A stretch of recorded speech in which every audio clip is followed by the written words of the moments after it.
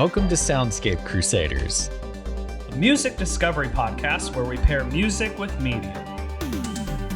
Join co-hosts Nate and Levi on this journey as we dive deep and examine one song an episode, discuss what we love about it, and then pair it with something that emotionally and tonally coincides with the song. Thanksgiving's this month, so we're just going to go with the flow and do songs that we're thankful for, Nate. Yep. Songs from, it could be songs from a band we're thankful for, a specific song we're thankful for, just something that we, I guess, appreciate or hold in like a high regard, more or less. Yeah. The rules are not stringent. Nope. Just pick something that you really like a lot. Yup. Pretty easy. So this week it's your pick. It is. So what you got? So going into this month, especially knowing this kind of like loose theme we're following here, only one band came to mind. One band specifically. And what's that? This is... Oh. Sorry for interrupting. You were doing a thing. I was doing a thing. Yeah. This is a band, probably top 5 musical acts. I at least for myself, I adore this band. It's a band I've been wanting to talk about on the show for a while, but with our last 2 themes, our last 2 months, they didn't fall in those themes at all. So I was like, shit. I'm like, I had to wait. That's been a struggle for me too, because sometimes like I would just pick for the show something that I recently discovered. Right. And when you're doing a whole month of rock or a whole month of horror related things, you got to put that on the back burner. I know, and it was fun, like, picking, like, stuff, like, we just been, like, vibing with or whatever, that was fun. So I'm excited to kind of get back into that. How long have you been holding on to this song? Honestly, if we didn't do my, like, shuffling, in those first couple weeks, how I went through my playlist and just hit shuffle, like, 5 times and then pick the song, it probably would have been within that first month, this band. Oh. Yeah. Wow. I adore this band, and I know you know this band. I know you know it. They're the pioneers, the quintessential band when you think of the term gothic rock, led by the enigmatic, fantastic man Robert Smith. We're talking about The Cure today. We're going to talk about a song from The Cure, and I'm so excited. Okay. Yeah, this will be interesting because I know The Cure, but I'm not, I would say we're acquaintances. So you probably know, like, the hits. Like, Friday, I'm in Love. Like, Love Song. Yeah. Maybe A Forest. Stuff like that. Yeah, but even when you said Robert Smith, you could probably see on my face, I was like, okay, that kind of sounds familiar, but it doesn't. Robert Smith is one of those guys that's like, he's got such a generic name. That is a generic ass name. Yeah. But when you see him with his like stringy black hair and his, the eyeshadow and like the red lipstick, you're like, I know that motherfucker. I know him. He's one of those characters like, that I saw, like, I never saw them live, but, like, I've seen pictures of him, like, growing up. It, like, challenges your perception of, like, this is a man, and he's wearing makeup, but you're growing up thinking that, only women wear makeup. Yeah, he's just such a freaking cool character and such a cool person. Right. But, yeah, we're not going to talk about we're not talking about like a popular single. We're not talking about a song that was played on the radio. We're doing a deep cut. Okay. We're doing a deep cut today. But Have you seen that? Sorry. No, you're good. Just back on Robert Smith. Have you seen that video on TikTok with him where he's he's at some kind of event. It's the Rock and Roll Hall of Fame. The lady's like, I'm so excited. He's like, that makes one of us or whatever. Are you as excited as I am? By the sounds of it, no. Oh no! What are we gonna do? I'm sure we'll get there eventually. It's a bit early, isn't it? I'll have to plug in the audio. She said, like, can you say welcome to something pit of despair, or like something of despair? It was like something very dramatic, and he just kind of looked at her and he was like, look into the camera and say, welcome to a night full of music, despair, whatever.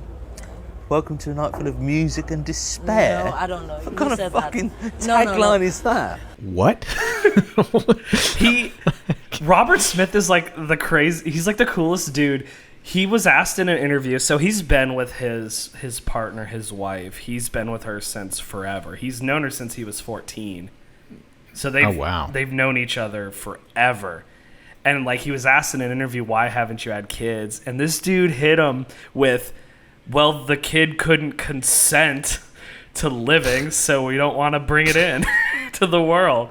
I'm like, bruh, this dude. That is intense. I love him. He is like probably one of my top 3 favorite just musical figures. He's so cool, and he doesn't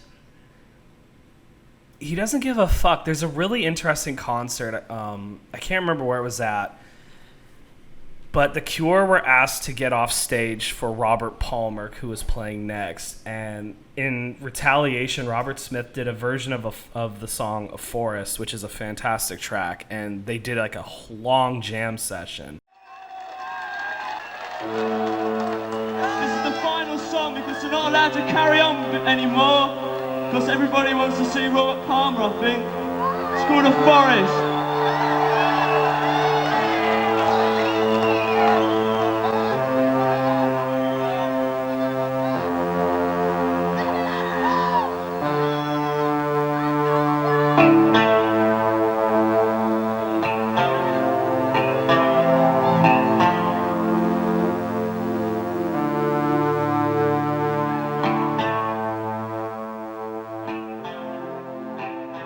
As like a middle finger to like those promoters or whatever that are telling them to get off stage. Like, this dude doesn't give a shit. He did whatever he wants. Yeah.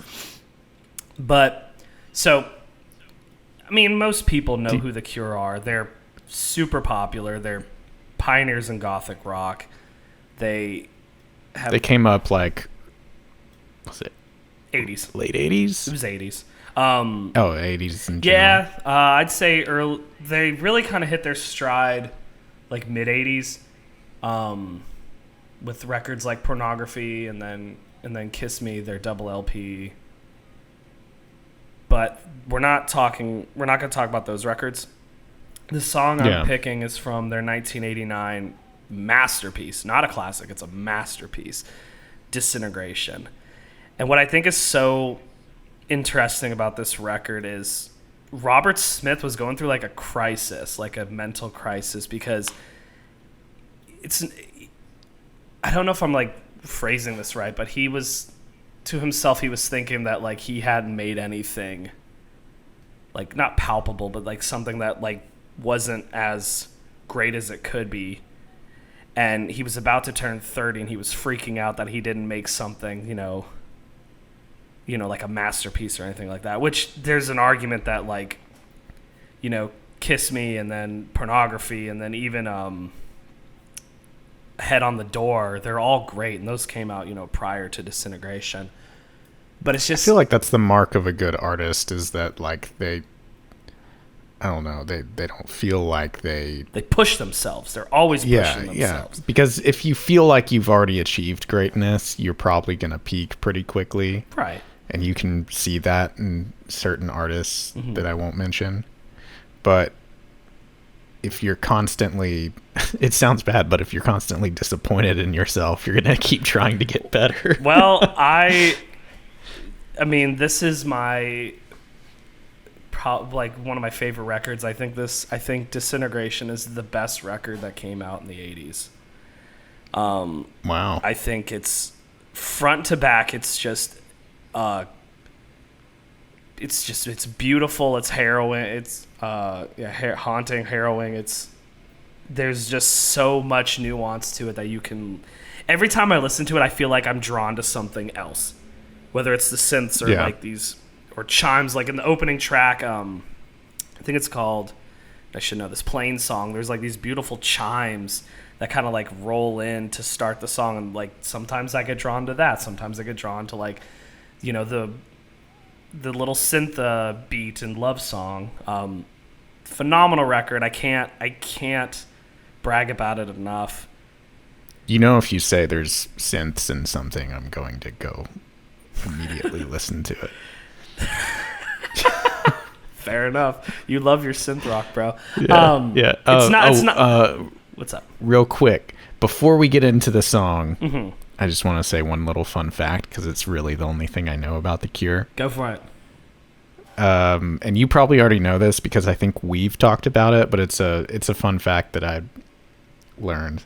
And I was at a MondoCon panel, the first MondoCon that I went to, which is, for those that don't know, Mondo is a collector's a company that makes like collectible, high quality screen printed posters and alternative movie posters, that kind of thing. And it's all like really nice collector's limited edition type shit. And they used to have a convention once a year where they would bring all the artists that they have on all of their stuff together in one place, and you hang out in Austin, drink some local beer, have movie screenings, get posters to those movie screenings, and you know, it was a cool thing. We went to one. It was fun. It was so much fun. Yeah. I hope they do it again because I would go back in a heartbeat. Easy. I do too. I have a bad feeling that they're not, but because it's been, I don't know. Well, the last one we went to 2019, right? Was the one we went to was the last one, and it was right before COVID hit. Yeah, and I don't even know if they were planning on doing another one before they even knew about COVID. So I don't know. But Lauren and I went, I think it was 2017. Because they didn't do one in 2018. Yeah. So we either went in 2016 or 2017. I'm not sure which. But, and we went to a panel where Jock was speaking. Jock is a popular comic book artist and illustrator. It's phenomenal. He's done stuff like Batman, the Black Mirror, and he's also done really awesome illustrations for like Pan's Labyrinth and a ton of other movies. Really unique style. He has a cool comic out called Witches with a Y. That's like super creepy. It's gnarly. Really good. That's a gnarly ass comic, bro. Yeah. I've seen a couple panels. And his style it's good. Yeah. And so when we went to that, he was releasing a book that was pretty much his whole career called The Art of Jock. And it was a big, thick book. And I think it was like $400 or something. Oh my something crazy. God. It was like $200 or $300, yeah. And I was stupid enough and I bought it. But anyway, one of the things at the beginning of his book is he was a drummer for a long time before he was like an accomplished artist.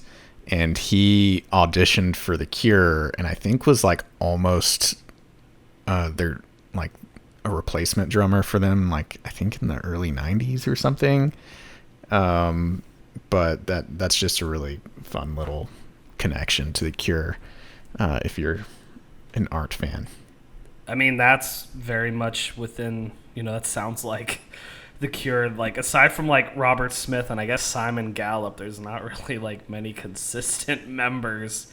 People come and go out of that band. But it's really just Robert Smith's brainchild. But yeah. It's kind of like, what was Morrissey's thing? The Smiths? Band? The Smiths. Well, wasn't he like pretty much the... I think it went... Well, the Smiths are interesting because a lot of it also came from Johnny Marr, who was their guitarist as well. Oh, yeah. I can imagine Morrissey's a bitch to work with, though.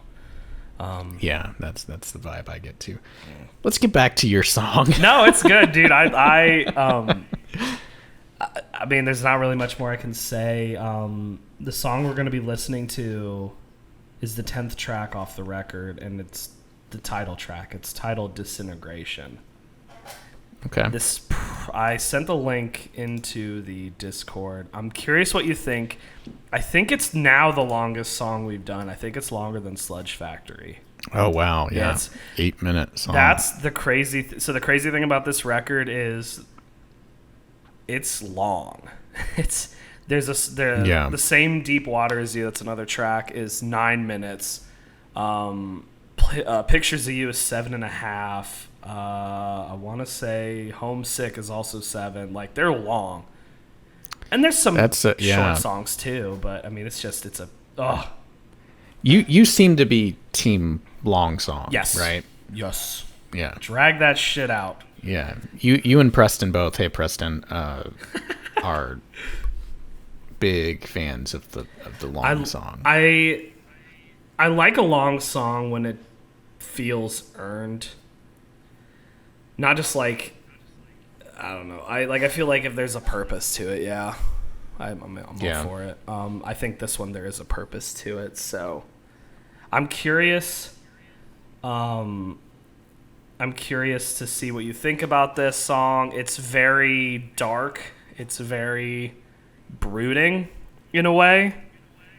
Yeah. But I think it's probably my favorite song off this record. So I'm curious to see what you think. Go for it then. I have it pulled up. Are you zeroed out? Yeah. All right. In 3, 2, 1.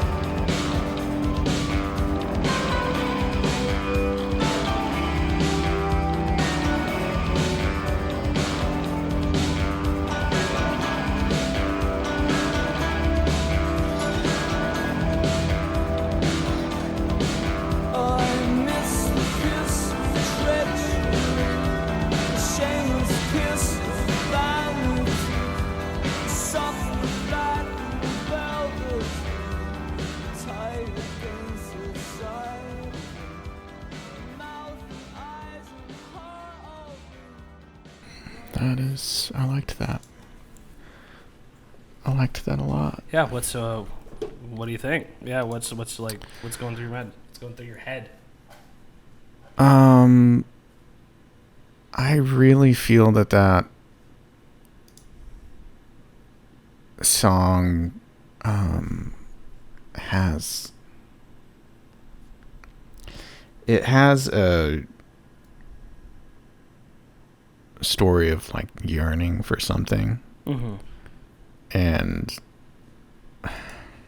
how it leads to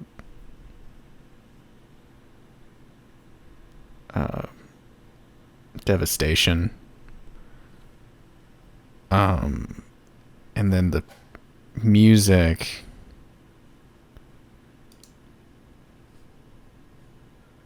is almost sweet, right? Like kind, and it kind of made me sad. Aw. Yeah. It's not a. I mean, it's not like a really feel good track. Even if you read the lyrics, it's not feel good at all. Yeah. It feels like it's Robert Smith pouring out his heart and how because the band was going through some shit, like drug issues, and I think Robert Smith was having like depressive episodes during this time, so like they were going through it, and you could kind of tell not only in this song but like in other songs spread out through this record. Yeah, it's not a feel good song. It's well made. It's a very good song, but yeah, it's not like you don't feel good. Yeah, I mean, I loved it, but it's I don't know. I just get a very specific feeling of someone in love with something that hurts them. Mm-hmm. It's like it's a.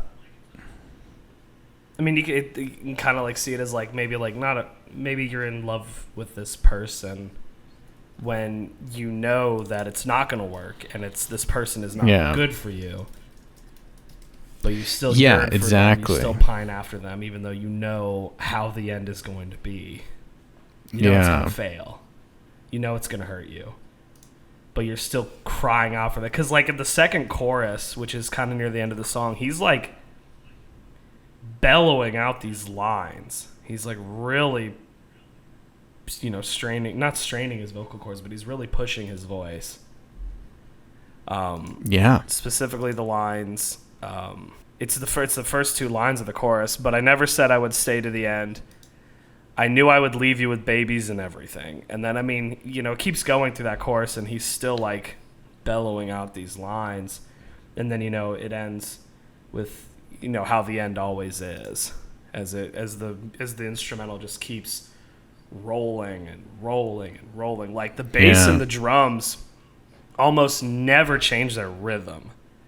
They keep that consistency throughout the 8 minutes, and it's so fucking good.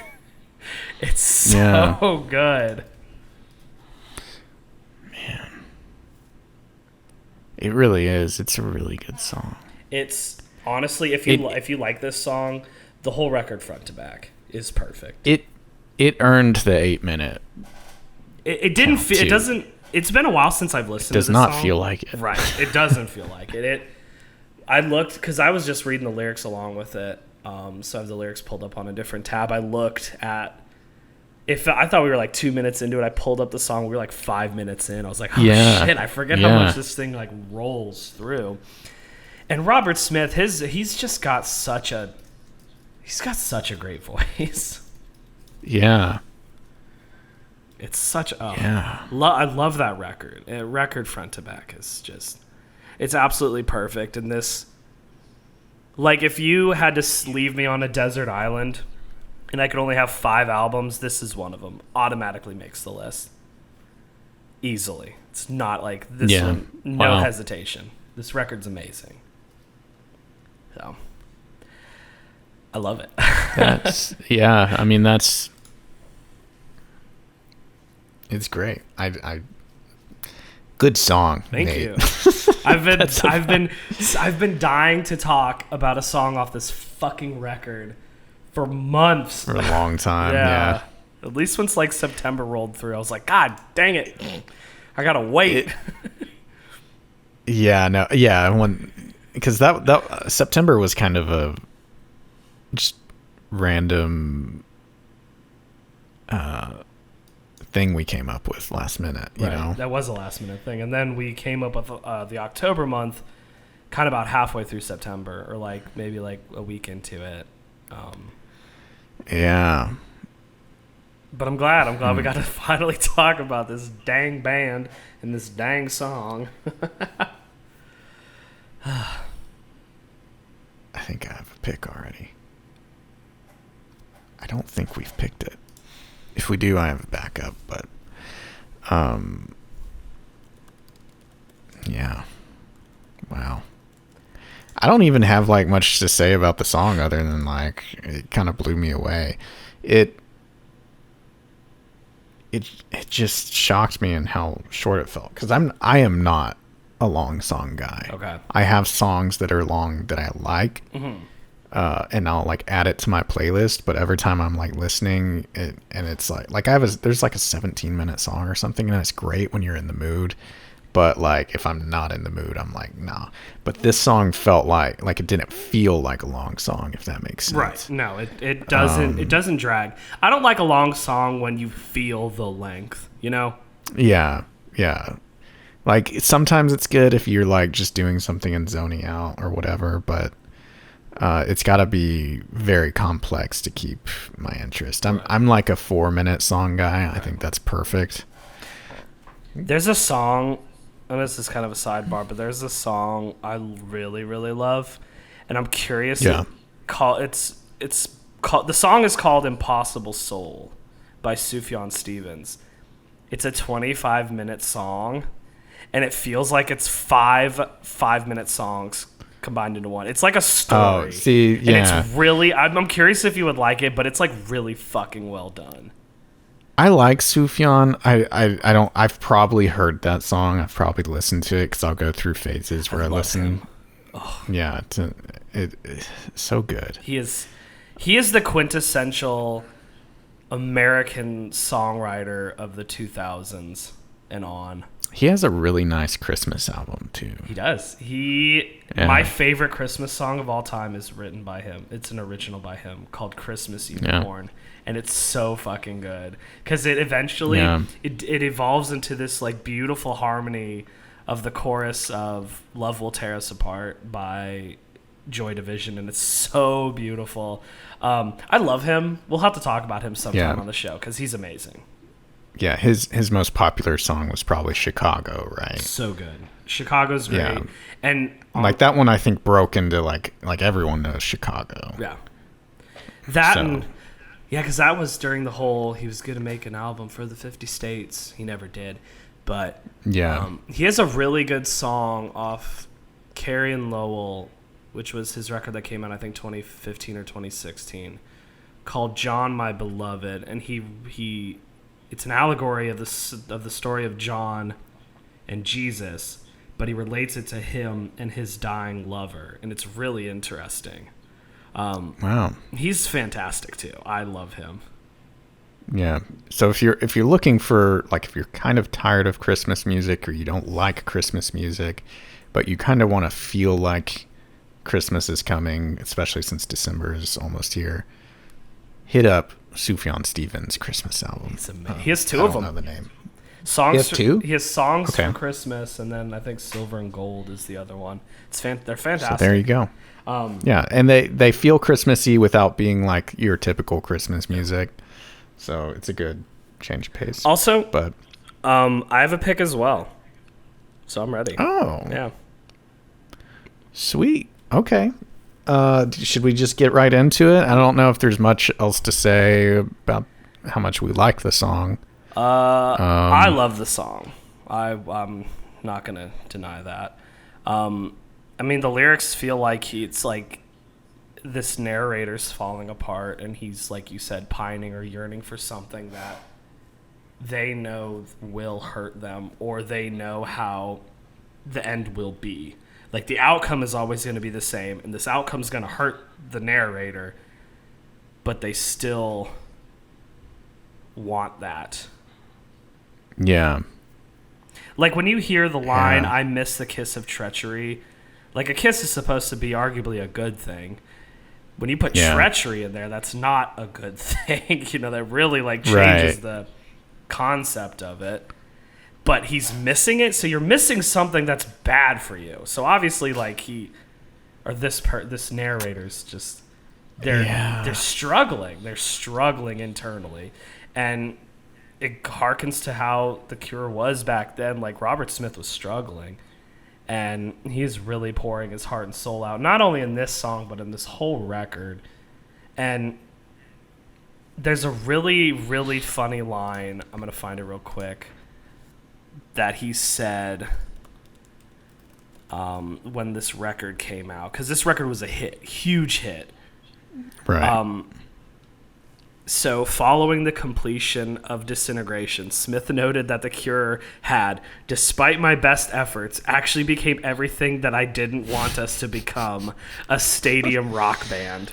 Like this, so they had great records prior to this, like really good records.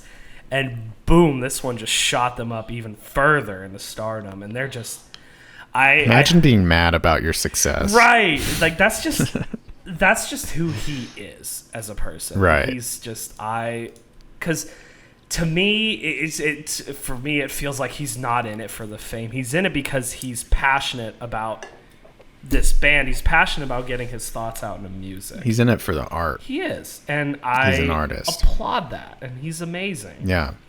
That's a hard thing to do. Yeah. Like, when you really consider it, it is a hard thing to do to, one, be an artist in general, and two, be an artist that makes a living but keeps by their principles. Yeah. And he does. He keeps by them. Yeah.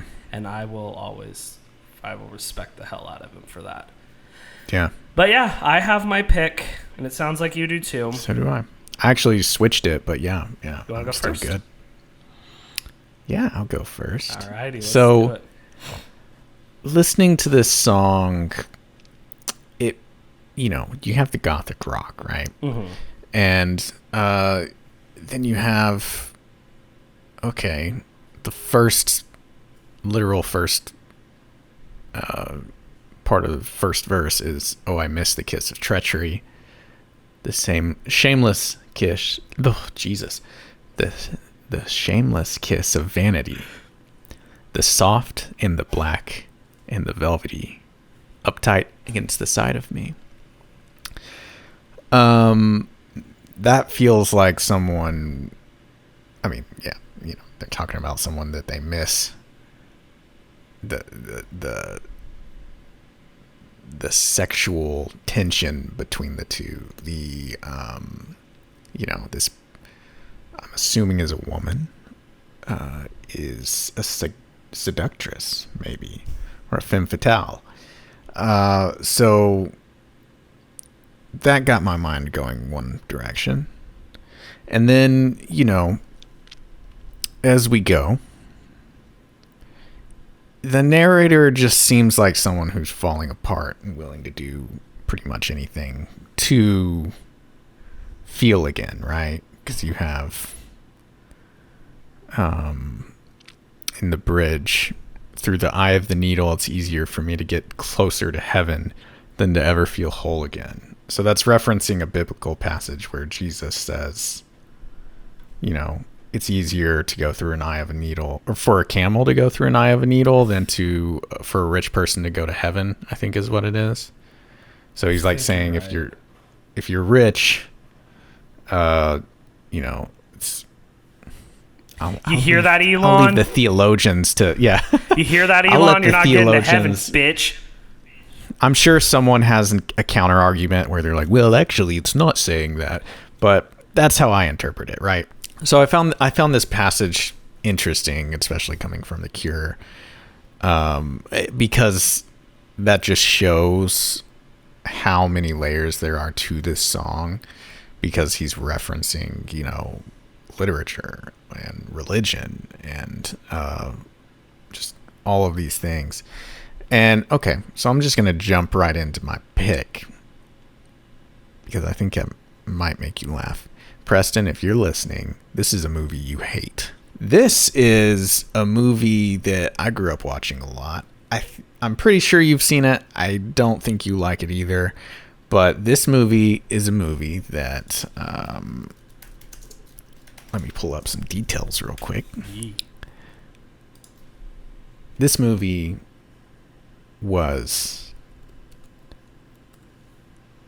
it changed a lot, right? It was dark, and it inspired a whole universe of things. So when I hear these lyrics, I think of Michael Gough and Christopher Walken and maybe Michelle Pfeiffer, Danny DeVito, and Michael Keaton. I'm thinking of Batman and Catwoman's relationship in 1992's Batman Returns. It's a good choice. I like that movie. Oh, you do like it? Yeah. Okay, I thought you didn't. Am I not supposed to? Oh, I thought I liked. I like it. I like. Fuck. What was I saying? I like. What is the fucking guy? I like Colin Farrell's Penguin a little bit better than Danny DeVito, but Danny DeVito's is, like animalistic. It's just different. It is. Yeah. But no, I like that movie. Batman Returns is fucking gnarly, bro. Yeah. It is definitely a movie where you either really like it or you really don't like it. It threw me for a loop as a child. Like, it scared the shit out of me as a child. Funnily enough, I think I was more scared of Jack Nicholson as the Joker than I was of Batman Returns. Honestly, whatever reason. It was when the Penguin. Was it the mayor? He bites that dude's nose or whatever. Yeah. When that happened, I was like, I can't. I was so scared. Yeah. Yeah. And then those robotic penguin things, that's crazy. That movie is crazy. It is. There's just it's so bonkers. much weird shit. Yeah. And it's gross. The penguin is like grody and feral and bleeding black goo out of his mouth and just like dies at the end. It is 100% a Tim Burton movie that happens to use Batman characters versus a Batman movie made by Tim Burton. Yeah. And so for that reason, a lot of people don't like it, right? And is it not liked? I can't blame anyone. Is it not like a well-liked movie? I would say it's like 50-50. Really? I thought that was like just as well-liked as 89. I don't think so. I think it's a lot more what do you call it? There's a lot more opposing views. But that, I don't really blame anyone for not being a fan. I mean, I can see why. For sure. Like I said, I think Preston rewatched it recently, and I saw his review, and it wasn't very favorable. And like reading his review, it was one of those things where you're like, yeah, I can't really knock any of those points, but also I kind of like it for those reasons. Right. It's just a matter of preference, where your taste lies. And I famously have terrible taste, so I love it. Oh yeah, good movie. Want to watch the trailer? Yeah, let's watch the trailer. I totally forgot about that. I like this movie. I don't know. I like Colin Farrell's Penguin better because I'm not a huge fan of like the animalistic thing, but I think Michelle Pfeiffer is really fucking good in this movie. Yeah, she is. That relationship between her and Keaton is like, their chemistry is really good on screen, and I appreciate that for sure. Let's see. Yeah, here's an older trailer. Sometimes the new trailers are too modern. Yeah. You want to see the shit that came out in 92. Yeah, I want to hear a guy go, in a world of pure imagination. Batman. Of Batman. Do you remember okay, this is we're gonna sidetrack a second. That's fine. Do you remember the teaser trailer for Scooby-Doo the movie? I remember seeing that movie. I don't know if I remember the teaser. This freaking movie. Okay, let's watch this real quick. I'm sending it. Dude, there's some second link first. There's some scary scenes in that Scooby-Doo movie. Yeah. But watch this. It's yeah. So let me know when you're ready. All right. I'm Gucci. Roll it. Okay. 3, 2, 1. Throughout the ages, there has been one hero standing. Oh shit! And it's Batman, but like Scooby-Doo appears. Yeah. Okay, I remember this. Yeah. This is hysterical. And they're even playing like the Batman music, right? This is like the biggest cock tease ever. And this was around, this trailer probably released 2001. Yeah. And Begins came out in what, 05? Called upon yet again to save the world.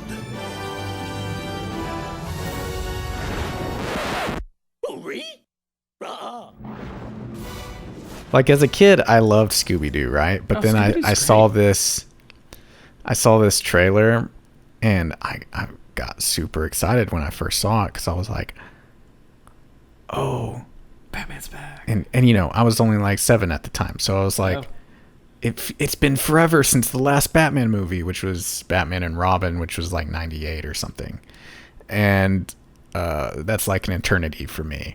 Right. So at the time, and I remember seeing this and getting so pissed off that they tricked me like that. But then I also at the same time I was like, oh, Scooby-Doo, it's awesome. Dope. So. I forgot about that little teaser. Yeah, it's crazy. But anyway, let's watch the first link now. All right, ready. 3, 2, 1.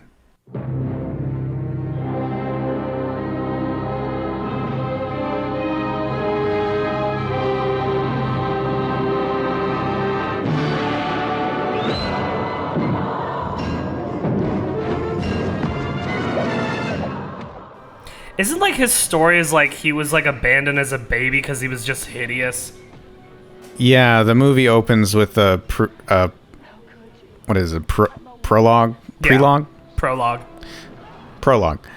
And it's literally like the Moses story, except it's just his parents like throwing his basket in a river because they don't want him. Yeah.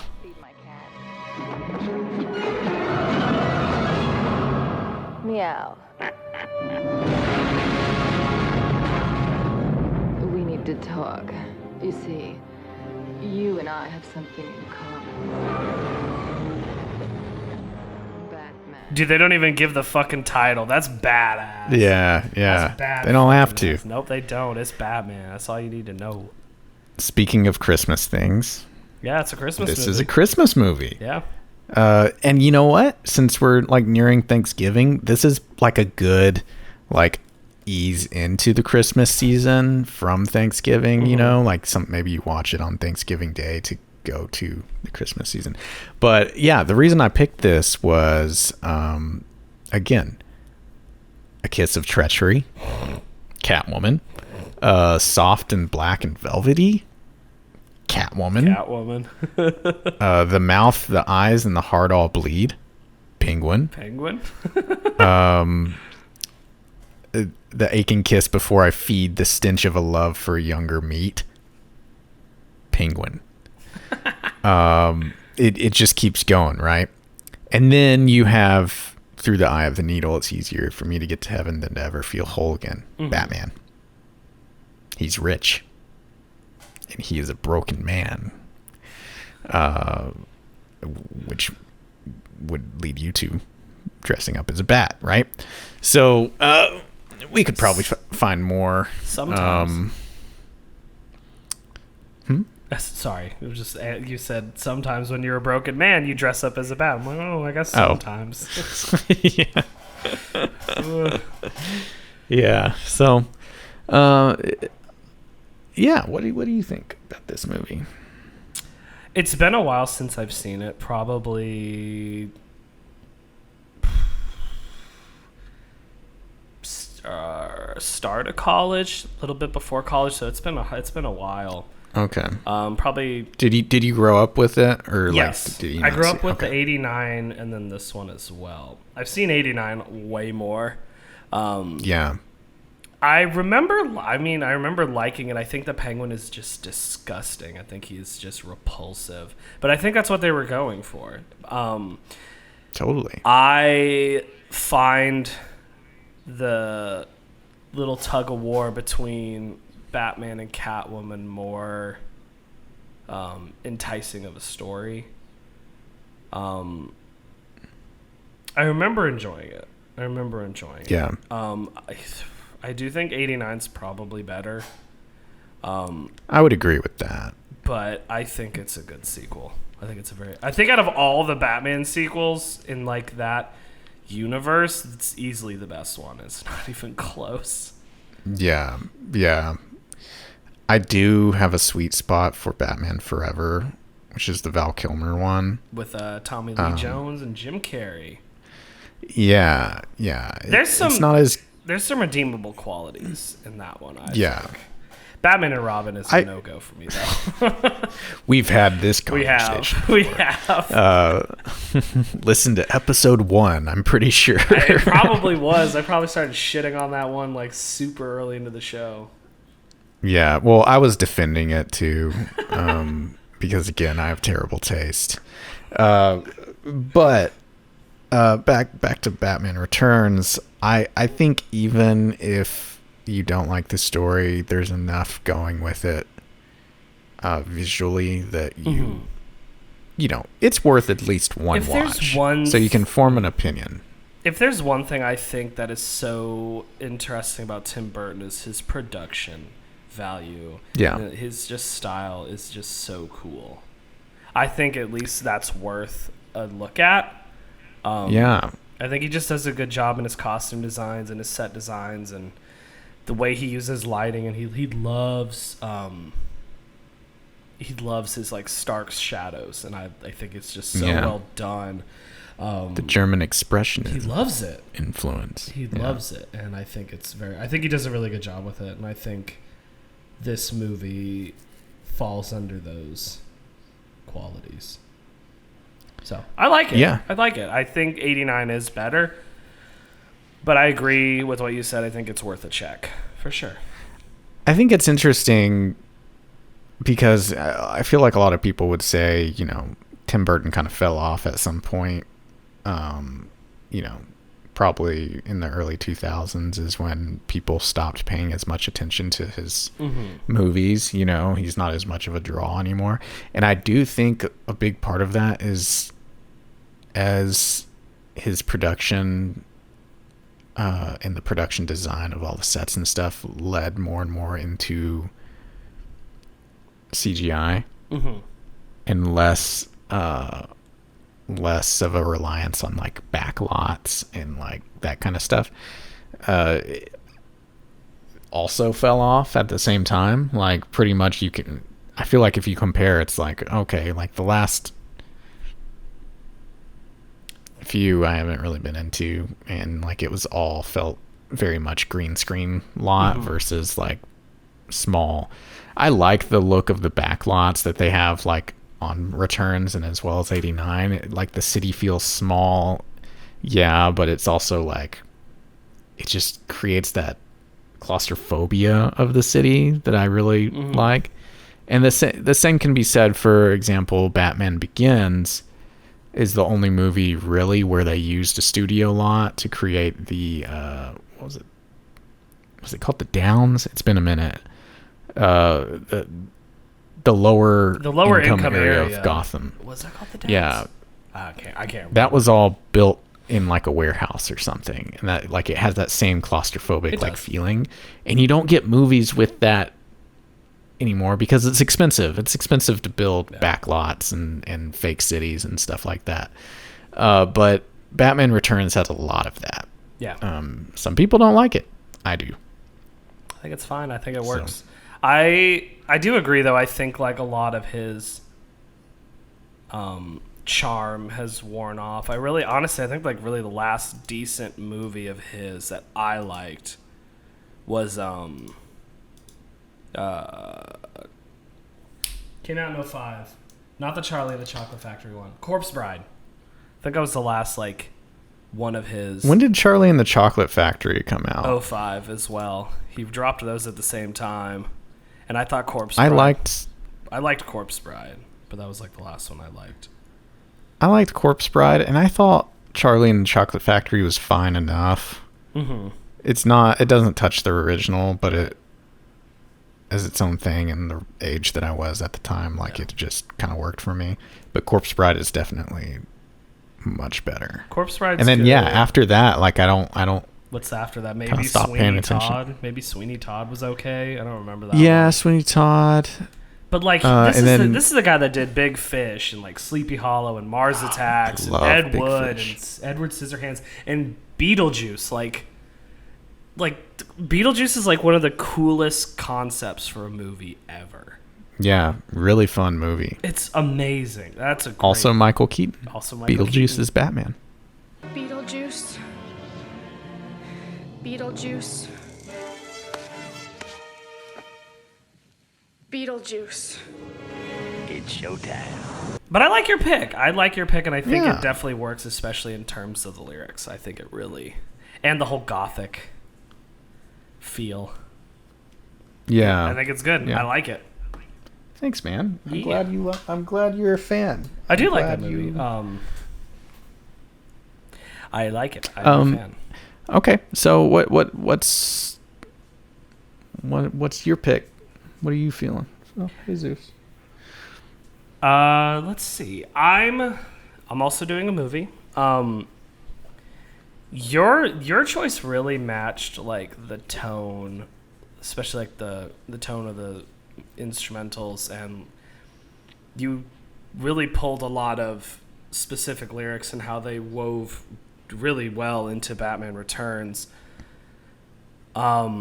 I find the concept of this song as a person yearning for something or being a part of, in this case, a relationship that they know is going to fail, especially as things progress and transpire, not transgress. Especially with certain signs that start happening as this relationship progresses. There's probably, some of the lyrics probably do line up as well with this movie.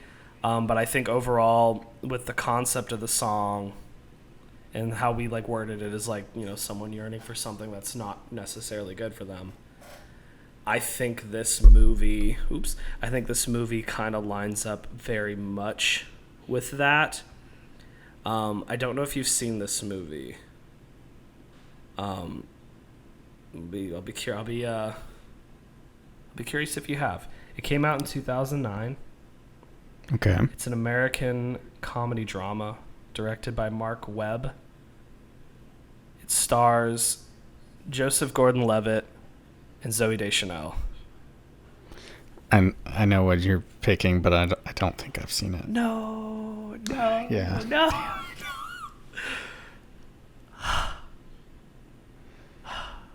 Fuck. Okay. Well, the movie I'm picking is 500 Days of Summer. Have I seen that? I don't think I have. Let me check my movie log real quick. Bruh. Wait. You probably have, dude. It was a popular movie for No, I haven't. You haven't? Damn. I like the cast though. Has a lot of good actors. It's good. It's a very good movie. Okay, so tell me about it. Do you want to watch the trailer What's first? this movie about? Yeah. Let's watch the trailer. I said the trailer. My bad. No, you're good. I'm shocked you haven't seen this because it's like it was like in the cultural lexicon. I have the trailer pulled up. Do you? Yes, I have a lot of tabs. Sorry. Okay. Tell me when you're ready, and we'll 3, 2, 1.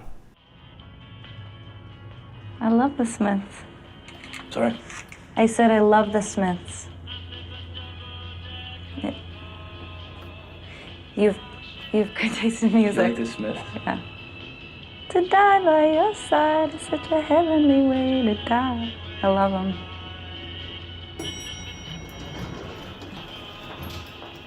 Holy. This is a story of boy. Yeah, so that looks very visually interesting. It's very well done. And just kind of like how the narrator of the trailer was saying, it's not a love story. You go into it knowing it's not going to be happy. Yeah. And throughout the movie, so Joseph Gordon-Levitt plays this guy named Tom Hansen, and he works at a greeting card company, and this girl named Summer Finn she's this new employee, walks in, and he's like enamored with her, tries to get to know her, and then like falls in love with her, starts to date her, whatever. Throughout their 500 days together, she's giving off these signs that you could probably cherry pick from the trailer that this is not a good thing. You know where this is going. Yeah. And it not to like I don't want to spoil anything because it's like really the trailer makes it very clear that they're going to break up at some point. They do.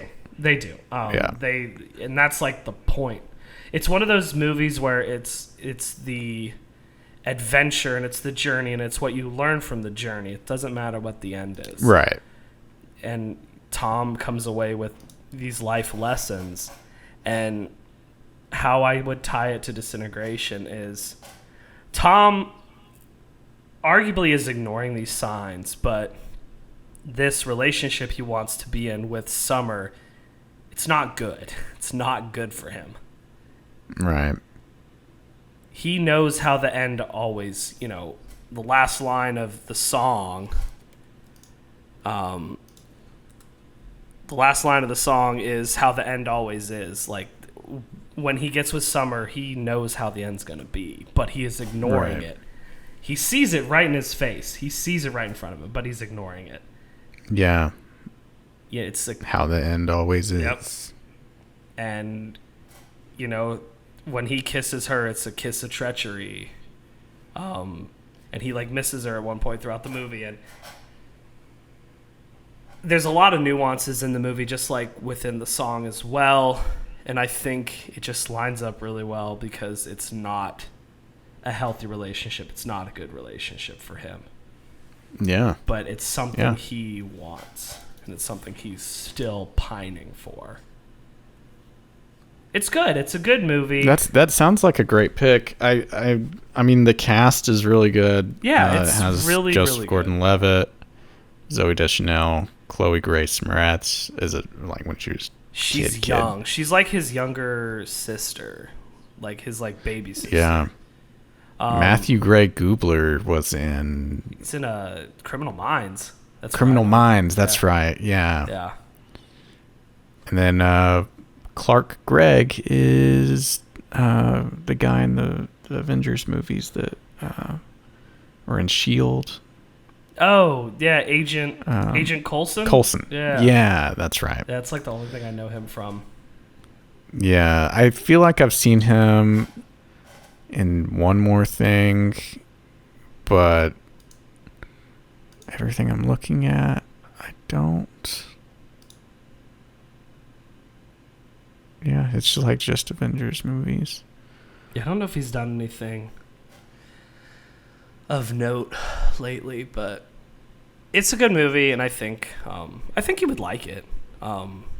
Yeah. I mean, it looks like a lot of fun. I mean, like you get in your feels, you know what's gonna happen, and it still hits. There's one scene in the movie where the editing is so interesting and it's so well done. And it's a scene I wanted to talk about, but I don't want to talk about it now, obviously, because it's one of those things where I saw it when I saw it for the first time, because obviously no one had told me about this particular moment. I was floored. I was shocked. Okay. So I'm curious. Interesting. If you ever get around to it, if you don't, I don't really care. I don't really care either way. So I like I like rom-coms, so I'll definitely check it out. It looks like also a rom-com that like put a lot of effort into being very visually interesting, because sometimes with those types of movies you don't exactly like, that's not what you think of as like rom-coms are amazing cinematography or interesting visual effects or something. And this one looked like it was creative enough to where it was able to tell the story visually in at least a few ways in the trailer. So that makes me interested. And dude, the sound. I know, like they were like, oh, you were like, oh, they did 3 needle drops or whatever. The soundtrack. You got Regina Spektor, you got The Smiths, you got Black Lips, you got Hall & Oates, you got Temper Trap, you got Simon and Garfunkel, you got Wolfmother. There's so many so many good artists that are featured in this movie, and it's so good. And I wasn't knocking the fact that they did 3 or 4 needle drops, but it was just funny because that's a unique thing about the trailer. Right. I figured you weren't shitting on it, but oh fuck this. I hate needle this, drop. but dude, there's so many good songs in this movie, and I think that's probably a reason why I really resonate with it is because it features a lot of musicians and a lot of bands that I really adore as well. So if you ever get around to I'm it, down let me know. for it. Yeah, let me know. I want to know I want to know your opinion. I am down for it. So I want to watch that. But good pick. Good I don't know. I mean, you haven't seen it, so there's really not much I want to talk about because there's obviously stuff I want to talk about, but I don't want to spoil it for you because they're really interesting, and I think it's really interesting editing techniques and the cinematography. It's different for a rom-com. So like there was one sequence where he was like talking about how he misses her or something, and he was in a bus and everybody's face was her, or when he's doing that like musical number and he's being carried like as they're going down like that pathway. It's cool. It's cool. I love when movies do like little daydreams like that, and like they just add an extra element to whatever's going on. So I think you'd like it. I'll check it out. I actually will. I'm not like just saying that. Well, you'll have to let me know. Yeah. But I mean, this was a good pick. We got 500 Days of Summer, Batman Returns. I don't know if I can even come up with a good reason why that would be a good double feature because they're pretty different. They're very different. But I mean, they're fun. Well, yeah. 500 Days of Summer clearly isn't a Christmas movie. So yeah, you can't have like a perfect matching every single time. So that's kind of fun. Sidebar though, you want to know what my favorite Christmas movie is? What's that? Gremlins. That's a Christmas movie. Yeah, that is. Gizmo is a Christmas gift. He gives it to him a little early. But what's up? Is Gremlins 2 Christmas time too? I think it is. But I'm not sure. I can't remember. I've honestly, I've only seen Gremlins 2 once. Dude, Gremlins 2 is crazy. I remember it being really good. And I love the first one. I love the first one so much. Yeah. I watched both of those pretty recently for the first time. Gremlins still holds up. Within the last couple of years. Still holds up. Both are great movies in very different ways, but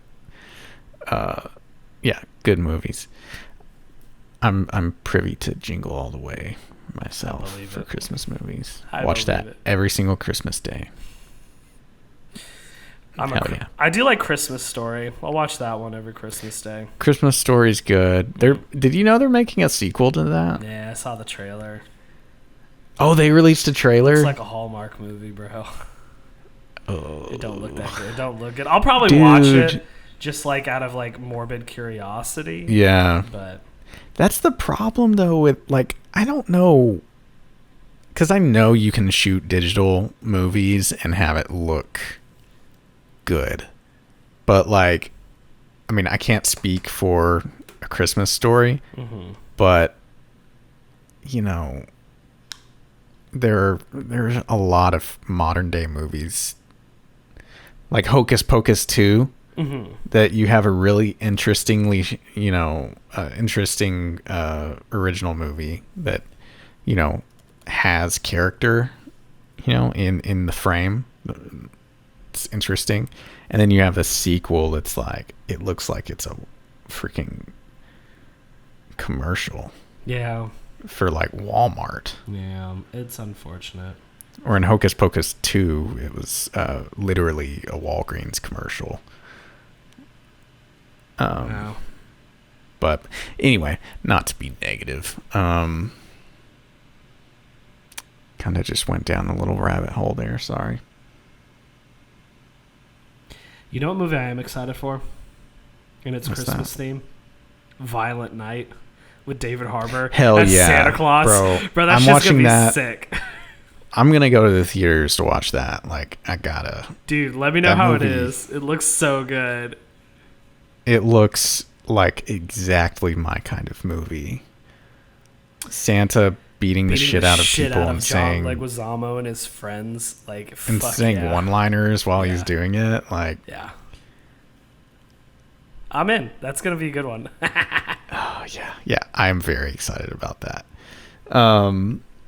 Okay, man. Well, that kind of closes out our show. Is there anything else you want to say about this? Or Disintegration is the best album ever! There you have it, said by the man himself, the man with no plan, but with a good heart, Nate. Jeez, no plan. Thanks. Yeah, that kind of came off. The man who can't do anything right, but he's very nice. And I can't take that back now because it's already recorded. It's already there. It's in the ether. Really, all I was trying to do is not say man with a plan and confuse people. I had no meaning in anything that I just said. You are the man with the plan, Nate. Wow.